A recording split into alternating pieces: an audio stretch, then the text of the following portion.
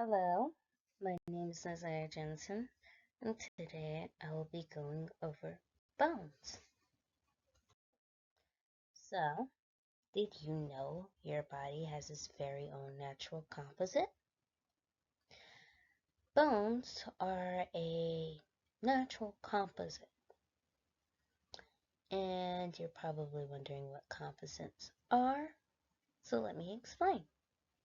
A composite is a solid material made by a combination of two or more distinct materials. So common materials are likely fiberglass, reinforced concrete, or resin, which you more than likely have heard of, but they aren't like bone because those need to be man-made. They're manufactured as opposed to bones that are created naturally. So because of bones being made with two or more materials, it's automatically a natural composite. So this is a much deeper delve into why exactly bone is a composition and what makes it a composition from a scientific standpoint, because we briefly went over in the last slide the fact that it is a composition. So what makes it a composite? Scientifically speaking, it is an organic component, collagen protein fibers, that's working like a solution mixed with hydroxyapatite. And this pretty much works as a concrete, and it is a mineral. So mixing this organic component with this mineral fuses them together and creates an incredibly durable and bonded essential organic matter, aka bone, which is used for all types of things. And typically when bone is made in adults, or when bone is in adults, it's comprised of 10% water, 25% collagen, and 65% mineral. But of course, this will vary considering someone's weight, size, their age, their ethnic background, because that can even vary bone density or components in which their bones are created, even bone deficiencies and medical conditions can affect this percentage. So this is just the ballpark of an adult's natural build. Bones have a plethora of uses. Of course, they have the essential uses like protecting organs, helping us chew, walk, lift, all sorts of things. They create a structure within the human body so that we can do all the things that we do now. And they're not just a thing that is unique to humans. Animals have bone structures as well.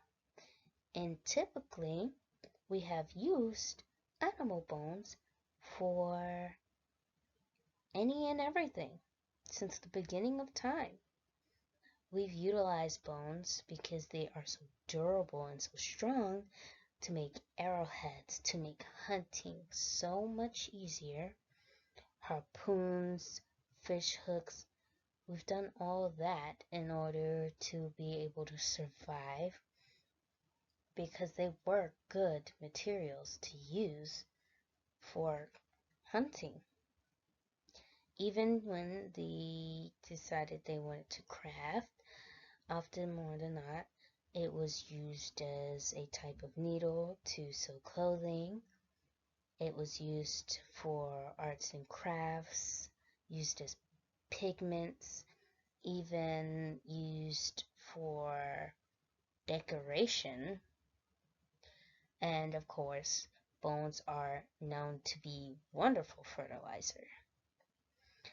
And this is a unique way of using bones, but practitioners utilize bones. Earlier practitioners, of course, used bones as tweezers and probes, all sorts of kind of needles in order to practice or perform on earlier patients. Of course, we don't do this now, but it was still a very valuable use.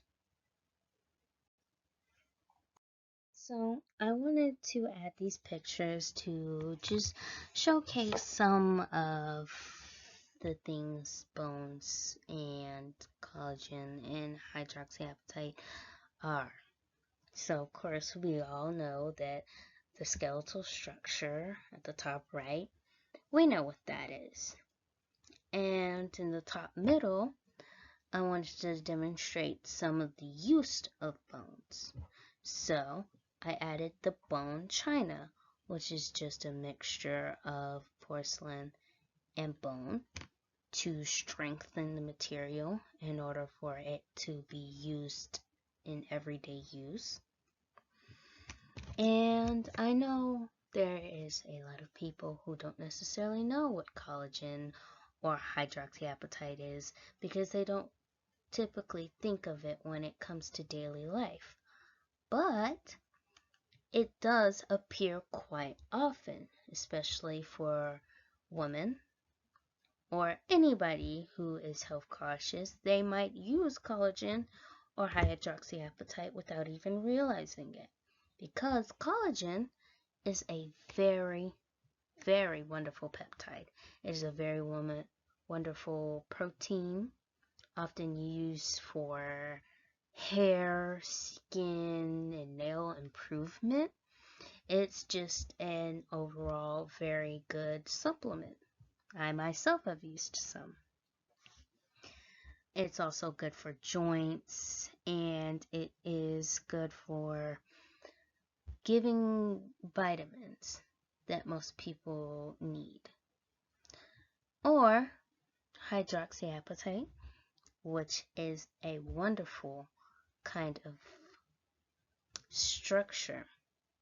And this structure can easily remineralize a tooth enamel. It won't necessarily fix a tooth, but it can remineralize small cavities. It has been tested to do so, and it's more than often used in toothpaste in more modern times because it is a very cohesive type of material. And so it strands and sticks onto the tooth and helps slowly rebuild it over time. But it won't necessarily help you if you have a giant cavity. So, thank you for watching. This is the end of my presentation. I hope you enjoyed and have a lovely day.